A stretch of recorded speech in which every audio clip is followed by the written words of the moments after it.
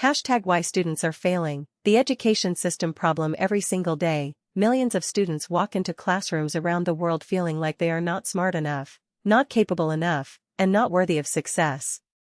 They sit through hours of lectures, memorize information they will forget within days, and receive grades that are supposed to define their entire future. And yet, despite all of this effort, despite the teachers, the textbooks, the homework, and the tests, student failure rates continue to climb. So here is the question we need to ask: what if the problem is not the students at all? What if the system itself is fundamentally broken?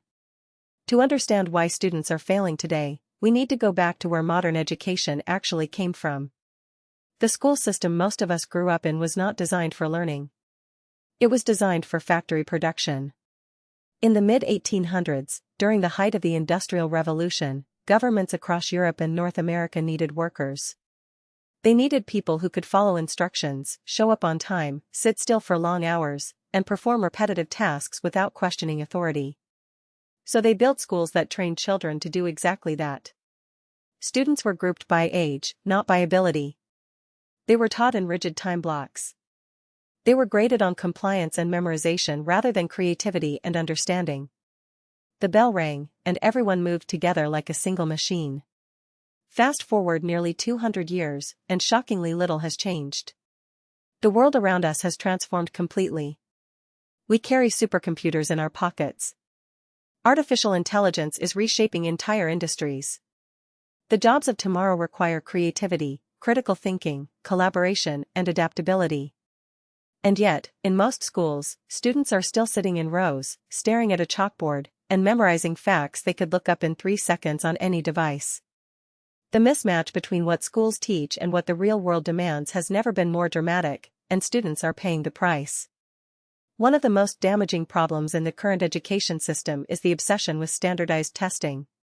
In the United States alone, students take an average of 112 standardized tests between kindergarten and 12th grade. That is roughly 10 tests per year, not counting classroom quizzes and final exams. Countries across Asia, Europe, and beyond follow similar patterns.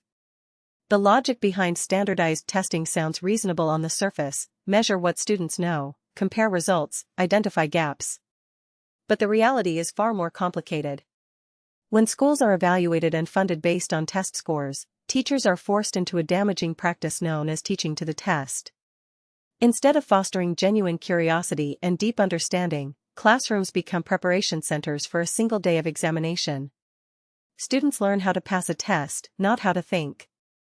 And the moment that test is over, the information evaporates, because it was never truly learned in the first place. Research from the American Educational Research Association found that heavy reliance on high-stakes testing actually increases student anxiety, reduces creative thinking, and has little correlation with long-term academic success.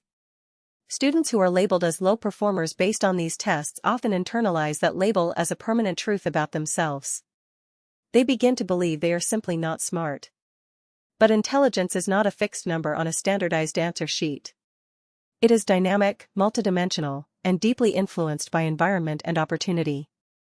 Speaking of environment, let us talk about the enormous inequality that exists within education systems globally. In the United States, school funding is largely tied to local property taxes, which means wealthy neighborhoods consistently produce well-resourced schools while low-income areas are left with crumbling infrastructure, outdated materials, and critically underpaid teachers. A student growing up in an affluent suburb might attend a school with a full arts program, advanced science labs, mental health counselors, and small class sizes. Meanwhile, a student just 20 miles away in a low-income district might be sharing textbooks from the previous decade and sitting in a classroom with 40 other students. Both students take the same standardized test. Only one of them had a realistic chance of passing it. And when the results come in, we blame the student. This inequality is not unique to America. UNESCO data shows that in many developing nations, teacher-to-student ratios in public schools can exceed 1:60. Access to technology, trained educators, and safe learning environments varies so dramatically that calling this a single unified education system is almost misleading. We are actually running hundreds of different systems simultaneously, and pretending the outcomes should be comparable is a fundamental failure of educational policy worldwide. Now let us go deeper into something that rarely gets discussed in mainstream conversations about education: the complete neglect of how the human brain actually learns. Modern neuroscience has given us an extraordinary understanding of memory, attention, motivation, and cognitive development. We know, for example, that the brain retains information far more effectively through spaced repetition than through cramming. We know that emotional engagement dramatically accelerates learning.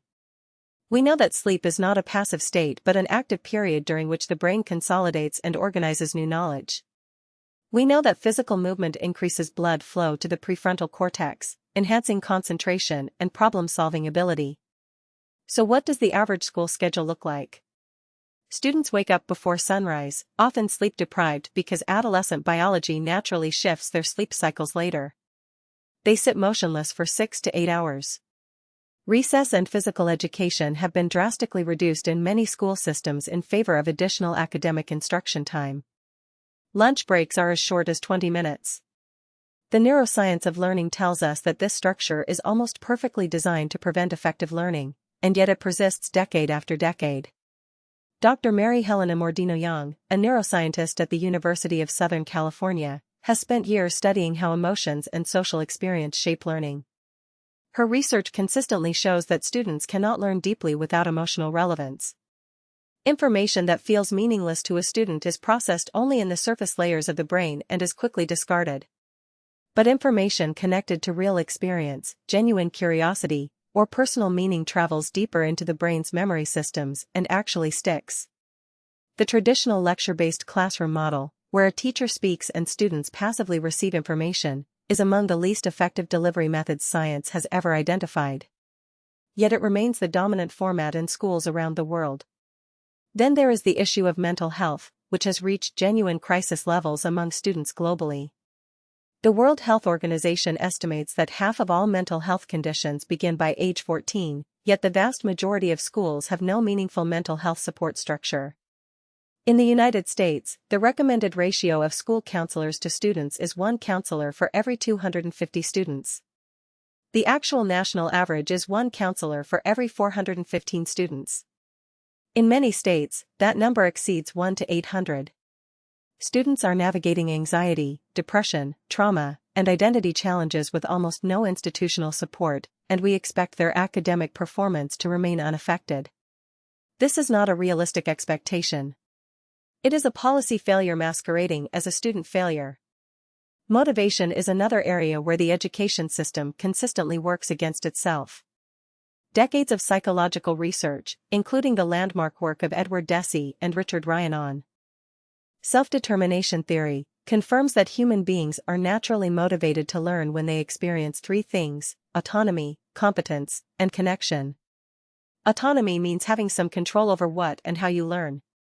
Competence means experiencing genuine growth and mastery. Connection means feeling that your learning is meaningful and that you belong to a community that values you.